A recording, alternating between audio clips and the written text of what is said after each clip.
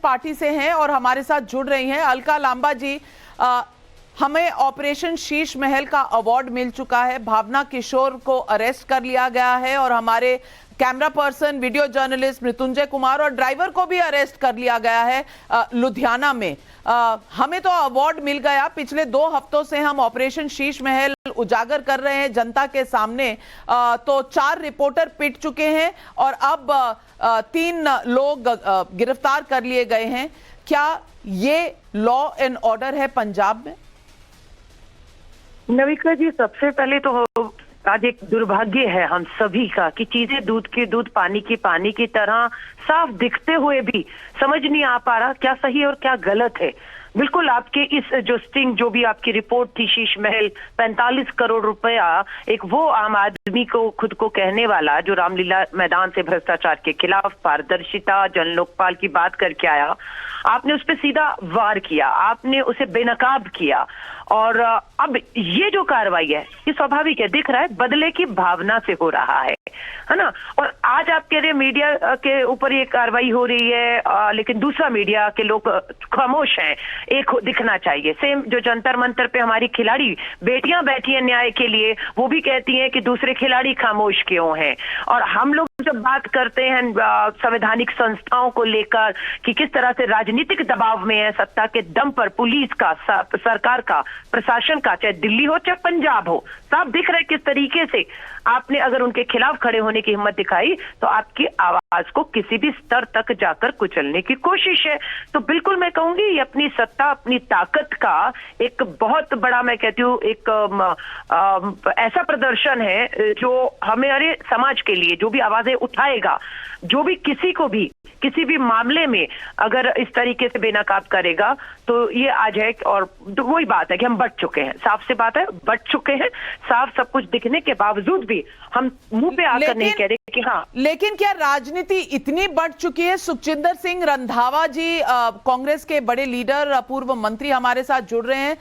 रंधावा जी, क्या हम इतने बढ़ चुके हैं इस देश में कि एक दूसरे को चुप करने के लिए हम किसी भी हद तक जा सकते हैं? एक राजनीतिक दल दूसरी राजनीतिक दल पे तो उंगली उठाता है, रोज उठाता है, लेकिन पत्रकारों के साथ इस तरह का व्यवहार, क्या इस देश में इस तरह से कानून व्यवस्था रहेगी?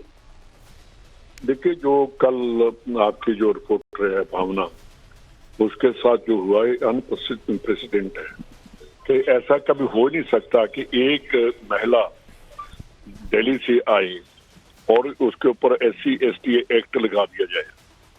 ये तो बहुत अनफॉर्चुनेट और डायरेक्ट प्रेस के ऊपर एक अटैक है।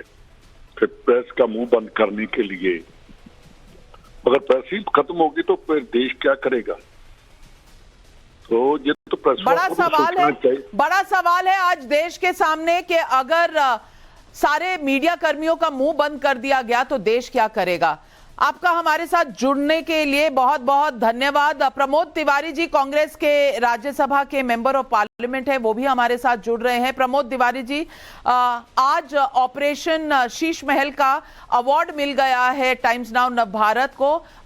उसकी रिपोर्टर को गिरफ्तार कर लिया गया है। भावना किशोर, मृत्युंजय कुमार और परमिंदर हमारे ड्राइवर भी गिरफ्तार कर लिए गए हैं। सिर्फ जुर्म उनका इतना है कि वो एक पब्लिक फंक्शन जहां 2 मुख्यमंत्री हैं और जिसका इनविटेशन दो इनविटेशंस आए थे, 2 मुख्यमंत्री वहां पर हैं, पर उसको कवरेज के लिए गए हुए रिपोर्टर को गिरफ्तार कर लिया गया है।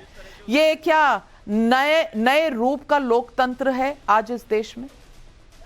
मैं सबसे ज्यादा पहले निंदा करता हूं इस गिरफ्तारी की। मैं सिर्फ इतना कहना चाहूंगा, देश का लोकतंत्र 4 स्तंभों पर टिका हुआ है, जिसमें पत्रकारिता एक स्वतंत्र, निष्पक्ष है और बाय एंड लार्ज भारतवर्ष में पत्रकारिता का एक गौरवशाली इतिहास रहा है।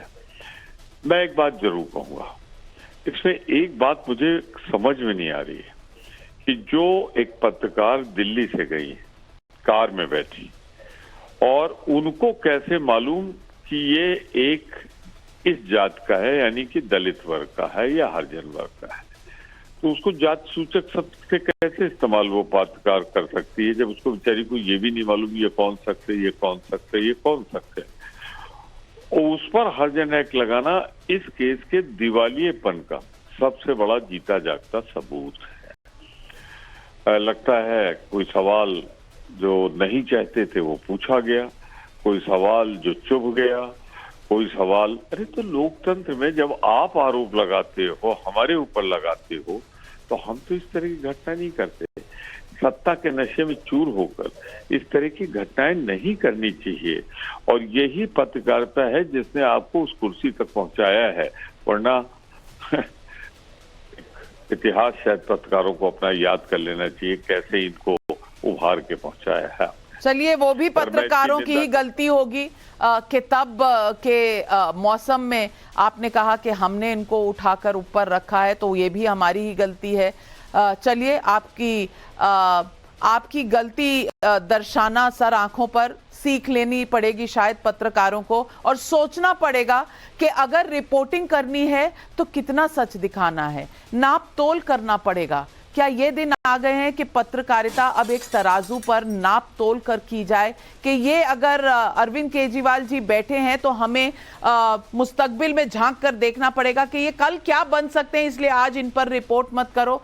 इस तरह